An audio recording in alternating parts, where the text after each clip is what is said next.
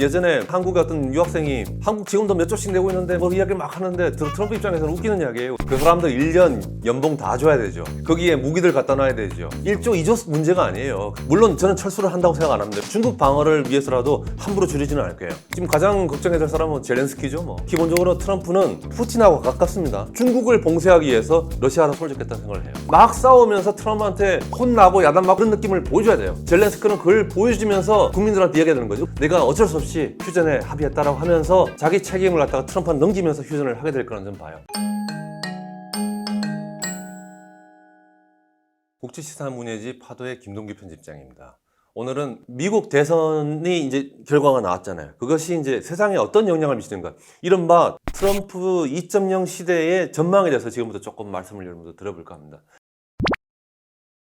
트럼프라는 사람의 정치 사상을 좀 우리가 하나 이해해야 될 거예요. 미국 민주당 그리고 트럼프의 공화당 이걸 봤을 때 미국 민주당은 제국을 꿈꾸는 사람들이에요. 제국이라는 거는 나쁜 말 아닙니다. 제국주의는 하나의 국가가 무력으로 확대한 거고 제국은 소프트 파워라든지 도덕적인 우위라든지 이런 거 가지고 세상을 갖다가 이렇게 리드를 해가겠다는 거예요. 내가 어른이 되겠다는 거예요. 맞이로서 어른으로서 이 전체를 갖다가 내가 자연스럽게 끌고 가겠다는 게 이제 제국이라고 그런다면은 트럼프는 우리가 무슨 능력이 있다고 제국을 하냐. 그리고 제국하는 건 너무 힘들다고. 제국하다 보니까 미국의 수많은 서민들이 고생하지 않느냐. 미국은 그냥 강대국이 돼야 된다. 넘버원 강대국이 돼야 된다. 그게 바로 마가입니다. Make America Great Again. 그게 바로 강대국이 되자는 거예요. 괜히 우리가 주제 넘게 제국하려고 그러지 말고 강대국으로 있자. 그래서 민주당의 제국론 그 다음에 트럼프의 강대국론 이 두 개를 갖다 우리 정확하게 봐야지. 그 다음부터 보면은 소소한 그 정책들은 이 그림 안에 들어있는 거거든요.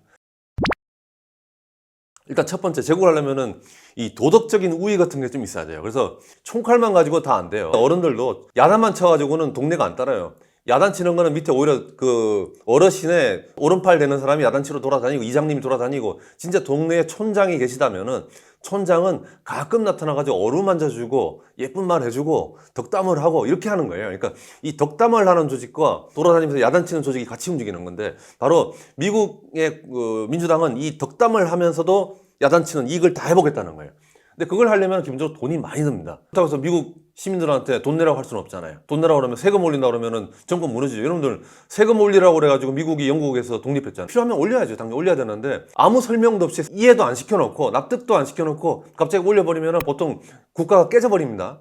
그래서 세상의 수많은 혁명과 수많은 분열과 독립들은 되게 이 세금 문제로 독립된 적이 많아요. 그러니까 여러분들 세금이라는 건 정말 조심해서 가야 되는 거예요. 그러니까 미국 민주당이 돈은 많이 필요해요. 미국이라는 나라는 천조 단위로 일어나는 나라거든요. 그러니까 천조와 이천조, 삼천조를 갖다가 걷어내야 되는데 미국 국민들한테 그랬다가 1인당 뭐 1,000만 원씩 내라 할 수는 없는 거 아니에요. 그거 제일 좋은 게 뭐냐면은 달러입니다. 달러는 여러분들 종이잖아요. 종이로 찍으면 돼요. 1,000조만큼 찍는데 종이 돈 얼마 들까요? 한 100억이면 될 거예요. 좋은 종이 써가지고 바삭바삭하게 해가지고 뭐 안에 전자 뭐 이런 거 장치 집어넣고 그러면은 조금 비싸질 텐데 그래봤자 1,000조를 찍는데 종이 돈 한 100억 들 거예요.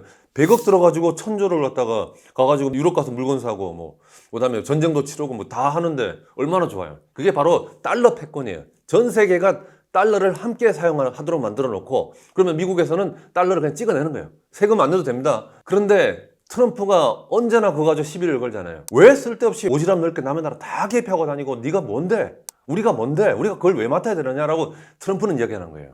그렇다가 저쪽 이제 공부 배운 사람들은 그 고립주의자 말하는데 트럼프 입장에서 고립주의고 뭐고 지금 동부에 가면 러스트벨트 사람들 굶어 죽고 있는데 지금 무슨 소리 하고 있냐 이렇게 트럼프 얘기거든요. 그래서 이 사람 입장에서 뭔가면 달러를 갖다가 1,000조를 찍고 2,000조를 찍고 이걸 전 세계가 사용하도록 만들어야 될 거 아니에요. 만들어야지 달러 패권이 만들어지는데 달러라는 종이가 밖으로 나가기 위해서는 무역 적자가 일어나야 돼요. 미국은 달러 패권을 하면 할수록 무역 적자는 구조화가 된다고요. 시스템화가 돼버려요. 그러면은 무역 적자가 되고 나면 누가 죽겠습니까? 미국에서 가장 경쟁력 있는 실리콘밸리는 살겠죠. 거기는 살아나요. 승승장구해요.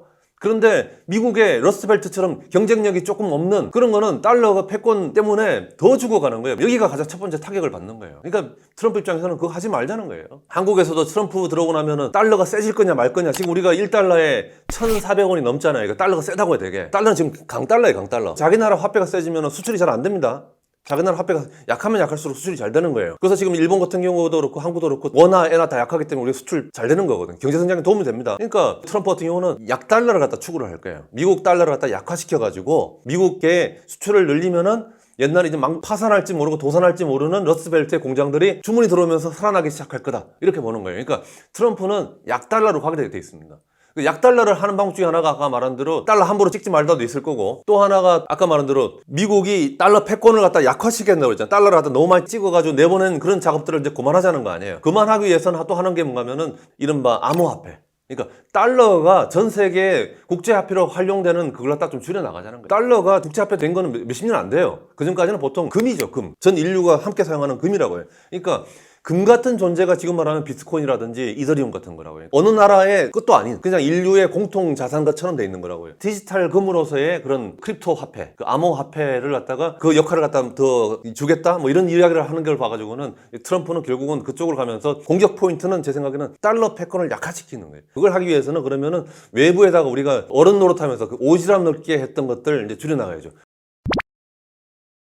자, 여기서 이제 한국에 고민이 생기는 거예요. 제국이니까 전 세계를 다 평화롭게 만들기 위해서 다 관여를 하려고 그러잖아요. 관여하는 것 중에 하나가 뭔가면 외국에 주둔되어 있는 미군이거든요. 예전에 트럼프한테 한국의 어떤 유학생이 분담금 이야기해가지고 한국 지금도 몇 조씩 내고 있는데 뭐 이야기를 막 하는데 트럼프 입장에서는 웃기는 이야기예요. 이게 왜 웃기는 이야기인가 하면은 미국이 예컨대 3만 명이 대한민국 땅에서 있다면은 그 사람들 1년 연봉 다 줘야 되죠. 3만 명을 먹여 살려야 됩니다.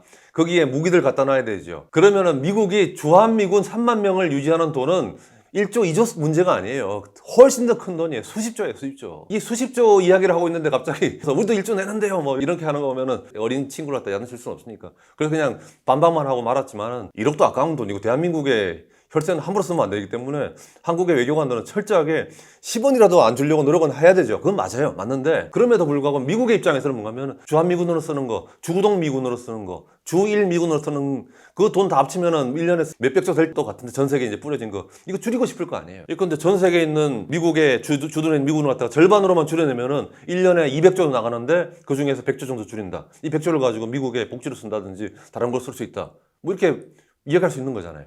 그러니까 그런 점에서 트럼프가 제1기 때 주동 미군을 3분의 1을 줄였을 거예요. 3분의 1을 줄였는데 한국도 아마 이제 트럼프 시대가 시작됐잖아요. 주한미군 철수론을 가지고 1조, 2조 분담금을 더 받아내고 그 다음에 주한미군을 일부 감축할 가능성도 있죠. 그거는 한국의 외교 안보 당국자들이 아마 지금부터 많은 시뮬레이션 시나리오를 다 준비를 해야 될 거예요. 물론 저는 철수를 한다고 생각 안 합니다. 왜냐하면 기본적으로 트럼프는 유럽보다는 중국하고 싸우는 걸 되게 중요하기 때문에 중국 방어를 위해서라도 함부로 줄이지는 않을 거예요. 줄이긴 줄일 수도 있다. 그러니까 어느 정도 줄일지는 모릅니다. 제가 봤을 때는 최대 줄인다면은 1개 사단이 있거든요. 제2사단.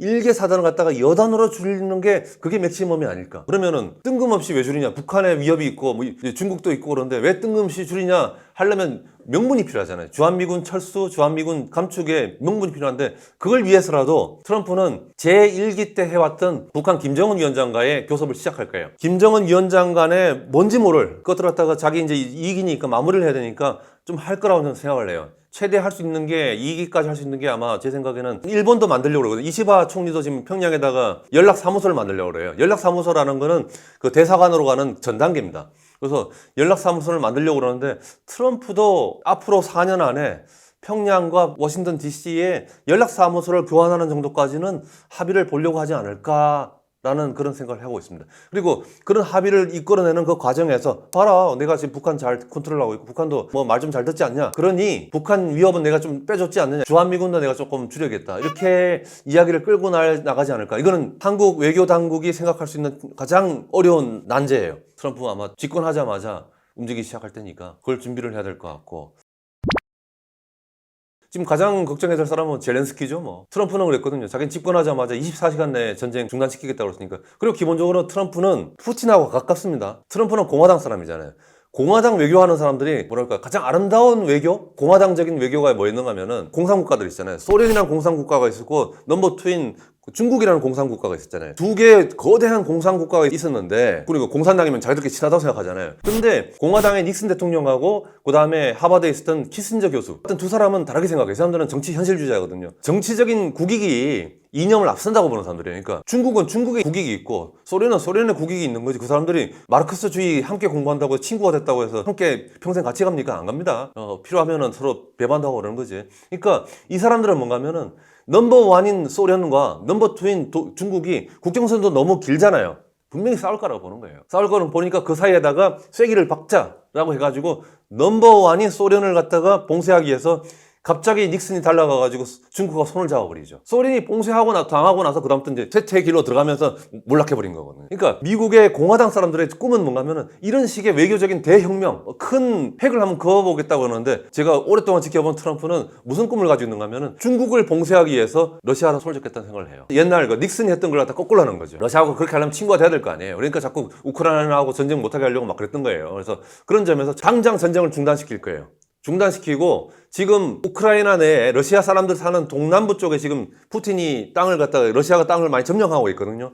아마 그 땅은 러시아 푸틴한테 줄 겁니다. 푸틴한테는 그거는 평생의 자랑거리가 될 거예요. 러시아 국민들한테 봐라 내가 땅 확장시키지 않았냐. 그렇게 전쟁을 중단시킬 겁니다. 그러면 젤렌스키 입장에서는 굉장히 곤란해져요. 젤렌스키도 정치가이기 때문에 분명히 장기 집권하고 싶을 거거든요. 그런데 나라의 일부 큰 덩어리를 뺏겼으니까 굉장히 곤란할 텐데 뭐 젤렌스키는 조금 저항을 할 겁니다. 저항함에도 불구하고 두 가지가 있을 거라고 생각해요. 지역을 뺏겨서 곤란하다도 있고 두 번째는 뭔가 하면은 전쟁을 빨리 종결시키고 싶은데 자기 입으로는 종결을 못 시켜요. 그거 어떻게 땅을 뺏기고 어떻게 종결을 시킵니까? 그러니까 젤렌스키 입장에서는 울고 싶을 심정일 거라고 봐요. 그런데 강압을 해서 트럼프랑 싸우는 모습을 보여야 될 거야 아마. 트럼프한테 막 덤벼가지고 안 된다 죽었다 해도 나는 그 잃어버린 땅을 갖다가 뺏기고서는 내가 휴전을 못한다라고 말을 해야 될 거예요. 막 싸우면서 트럼프한테 혼나고 야단맞고 그런 느낌을 보여줘야 돼요. 젤렌스키는 그걸 보여주면서 국민들한테 이야기해야 되는 거죠. 읍소를 해야 되는 거죠. 어쩔 수 없었다. 미국이 우리한테 1달러라도 안 주고 군비를 안 주면 우리는 이길 수가 없기 때문에 내가 어쩔 수 없이 부득이하게 휴전에 합의했다라고 하면서 자기 책임을 갖다가 트럼프한테 넘기면서 휴전을 하게 될 거라는 점 봐요. 그건 젤렌스키한테도 유리한 겁니다. 하여간 길게는 내년 1년 안에 휴전이 될 거고요. 빠르게는 내년 봄까지는 휴전이 될 가능성이 있습니다. 오늘은 이렇게 한번 마무리를 하고요. 다음 주는 또 다른 또 흥미로운 이야기로 여러분들 찾아뵙도록 하겠습니다.